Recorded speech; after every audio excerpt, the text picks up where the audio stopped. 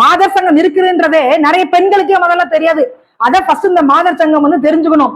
அதற்கு பிறகு வந்துட்டு சில விஷயங்களை வந்து நான் ஞாபகப்படுத்துறேன். அண்ணன் சீமான் இதை பேசினாங்க அப்படின்னு சொன்னீங்கல்ல, அண்ணன் சீமான் வந்துட்டு 15 வருடங்கள் இருக்கும் எனக்கு தெரிந்து அரசியல் கட்சி ஆரம்பித்து இன்னைக்கு வரைக்கும் அந்த போராட்ட களத்துல நின்றுதான் இருக்கிறாங்க. அதற்கான ஒரு ரிசல்ட் தான் இந்த 8 விழுக்காடு ஓட்டு வங்கி அப்படின்றது. அதாவது மத்திய அரசு மாநில அரசு எந்த பாகுபாடு இல்லாம என்ன சம்பவம் தமிழகத்தில் நடந்தாலும் சரி வீதியில இறங்கி முதல் ஆளாக குரல் கொடுப்பது, முதல் ஆளாக ஆர்ப்பாட்டம் போராட்டம் இதெல்லாம் முன்னெடுக்கிறது யாருன்னு கேட்டீங்கன்னா அண்ணன் சீமான் மட்டும்தான். நான் வந்து அண்ணன் சீமானுக்கு ஆதரவாக நான் பேசுறேன் அப்படிலாம் ஒண்ணுமே கிடையாது. களத்துல நம்ம பாக்குறோம், களத்துல இறங்கணும், மக்களை வந்து சந்திக்கணும். அதற்கான ரிசல்ட் தான் இந்த 8 விழுக்காடு ஓட்டு வங்கி அப்படின்றது. இத்தனைக்கும் வந்து கூட்டணி கிடையாது, ₹1 நான் வந்து ஓட்டுக்கு தரமாட்டேன்.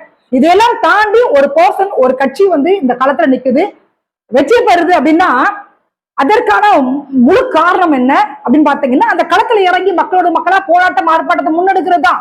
மக்களுக்காக குரலற்றவர்களின் குரலாக அண்ணன் சீமான் குரல் கொடுக்குறாங்க, தம்பிமார்கள் எல்லாம் களத்துல இறங்குறாங்க. இதுதான் அவங்களுடைய வெற்றிக்கான ரிசல்ட்.